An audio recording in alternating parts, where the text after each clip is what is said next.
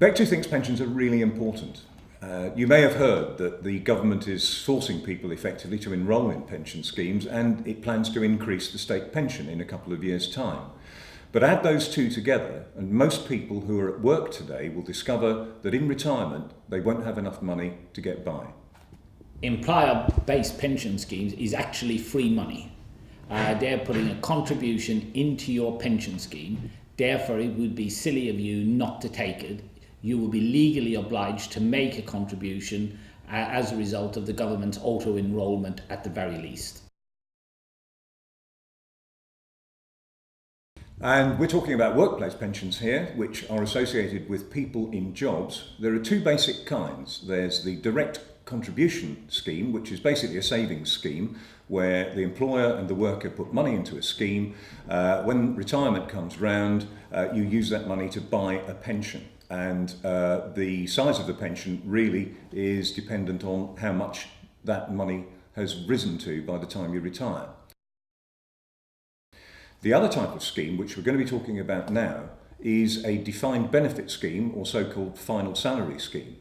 This is a pension where the employer makes a promise to a worker that when they retire, they'll get a pension which in some way is based not on a sum of money that's been saved up, but is based on what they earn either at the end of their career or during their career.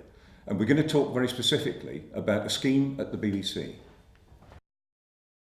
The significant difference between the defined contribution and the defined benefit from an employer's point of view is in relation to risk.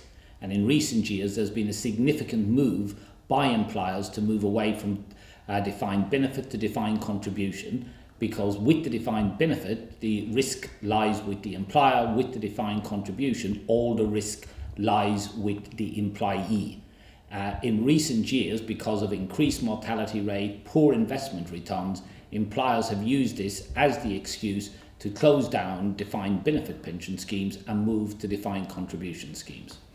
Now, this is what we've seen at the BBC, and although the unions at the BBC would much rather see a proper defined benefit scheme which is open to new employees, and at the moment new employees are being allowed to join only one of these money purchase schemes, the defined contribution type.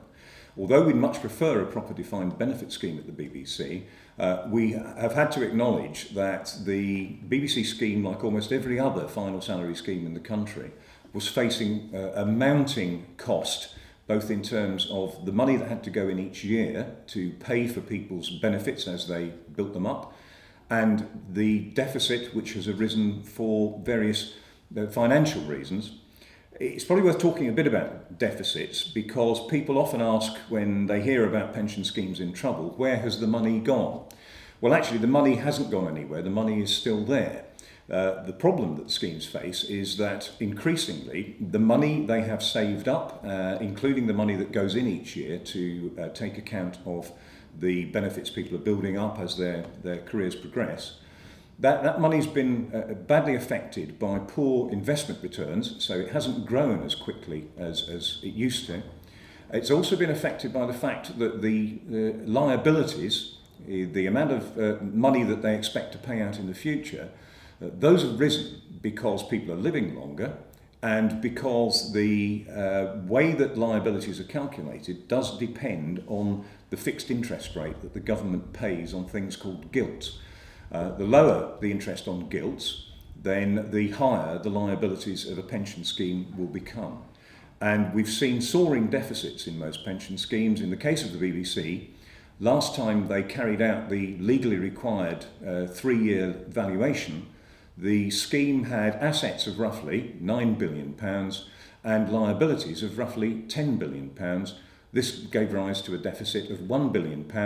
No money had been taken away, it's just that the goalposts had moved quite significantly since the previous valuation in 2007. When schemes find they've got deficits, it isn't necessarily the end of the world. There are things you can do. One of the things you can do is for the employer to make good the deficit. After all, it's their legal responsibility to do so. And that's exactly what's happening at the BBC. Over an 11-year period, the BBC plans to pay into the pension scheme an extra £1 billion on top of the annual contributions that they have to make in respect of employees. So the employer can pay off the deficit. That's a helpful thing to do. However, the other problem employers have is that they don't like the very high level of payments that have to be made into defined benefit pension schemes. So another thing that you can do is to reduce benefits or increase the contributions that are paid either by the employer or by the workers who are in the scheme. And we've seen many examples of schemes who have done exactly that, one of them being the BBC. In 2010, it was a watershed for the BBC pension scheme, because with the deficit of roughly £1 billion, the BBC management believed they had to take some action. As a result of that, they said that they would cap pension increases in the future at 1%. So regardless of whether you got promoted, received pay awards of inflation or above 1%, the maximum you could get in any 1 year period was a 1% increase. Bearing in mind that inflation and pay increases run significantly above 1% on the normal circumstances, then over the period of the rest of the members' lives, this would have been a huge effect on their final pension. And the gap between their salary and their final pension would be quite significant. It would have a greater effect on employees who were some way from retirement.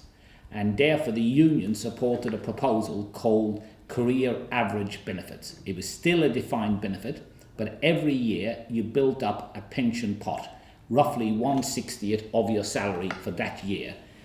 However, it was based upon your full salary, and therefore the 1% cap did not apply.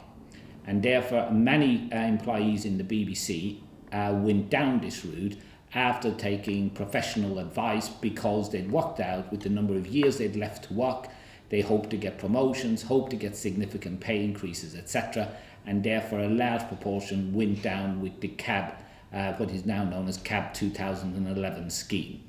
It is still part of the overall BBC defined benefits package, but was only available to employees at that time. So in 2013 is the next major triennial review, and my expectation is that the deficit will not have reduced because again people living longer and investment returns not being as great as had been predicted. This is despite the fact that the BBC have been putting in 3 out of the 11 years repayments that they had planned from 2010. However, even if the BBC management believe that this is a green light to once again attack pensions and change benefits, Bectu believes there is no justification for doing this, and we will resist any attempts to water down further the defined benefits package that is available to BBC employees. Sound okay? Yeah.